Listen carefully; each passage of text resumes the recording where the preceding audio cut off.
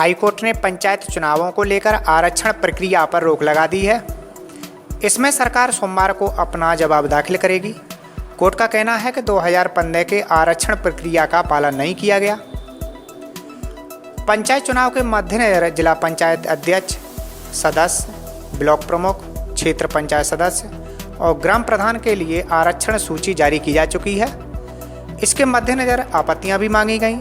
आपत्तियों का निस्तारण अंतिम चरण में है। इस दौरान अजय कुमार बनाम राज्य सरकार की याचिका की सुनवाई करते हुए हाईकोर्ट ने आरक्षण प्रक्रिया को फिलहाल रोकने का आदेश दिया है।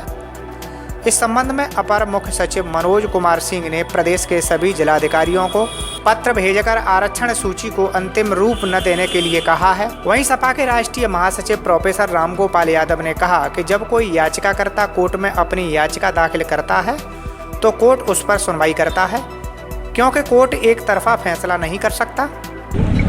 ऐसा है, जब कोई कोर्ट में जाता है और रिट करता है तो न्यायालय अगर इस योग्य समझता है कि वो याचिका विचारणी है तो सरकार से जब एक तरफा फैसला कर नहीं सकता, क्योंकि उसने सिर्फ ये कहा है कोर्ट में कि जब तक न्यायालय ये फैसला न कर दे कि आरक्षण ठीक है या आरक्षण में ये संशोधन होना चाहिए या परिसीमन में ऐसा होना चाहिए, तब तक गवर्नमेंट आगे कोई कदम नहीं उठाएगी।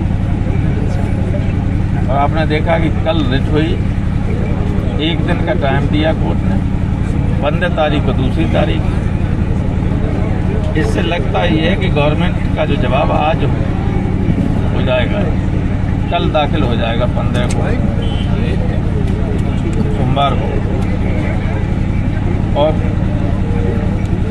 17 से पहले इसको डिस्पोज ऑफ कर ही देगा कोर्ट। मुझे नहीं लगता कि कोई परिवर्तन। मुरादाबाद की घटना को लेकर जब पत्रकारों ने उनसे पूछा कि फिरोजाबाद में स्वामी प्रसाद मौर्य ने कहा है कि मुरादाबाद की घटना सपा की गुंडई की जीती जागती मिसाल है, तो प्रोफेसर रामगोपाल यादव ने कहा कि जो कहते हैं उनकी मानसिकता ही गंदी है। जो कहते हैं उनकी तो मानसिकता गंदी है। किसी को Z+ कैटेगरी की सिक्योरिटी मिली हुई, वो सेंट्रल गवर्नमेंट की फोर्स है, वो समाजवादी पार्टी की फोर्स नहीं है। उसको जो इंस्ट्रक्शंस होते हैं उसके हिसाब से काम करें। मुझे Y+ कैटेगरी की सिक्योरिटी मिली हुई थी, मैंने अपनी वापस कर दी CIA से। अगर मैं अपने घर से सड़क पार करके अकेला खान मार्केट में चला जाऊं तो DIG की चिट्ठी चली आती थी कि आप कैसे चले गए बिना सिक्योरिटी लिए हो। इसमें कोई अखिलेश कुछ कर सकते हैं ना समाजवादी पार्टी। कानून व्यवस्था को लेकर जब उनसे सवाल पूछा गया तो उन्होंने कहा कि प्रदेश का मुख्यमंत्री दिल्ली में अपने पोस्टर लगवा रहा है, बंगाल में चुनाव कर रहा है। ऐसा लगता है कि आने वाले समय में यही प्रधानमंत्री बनेगा।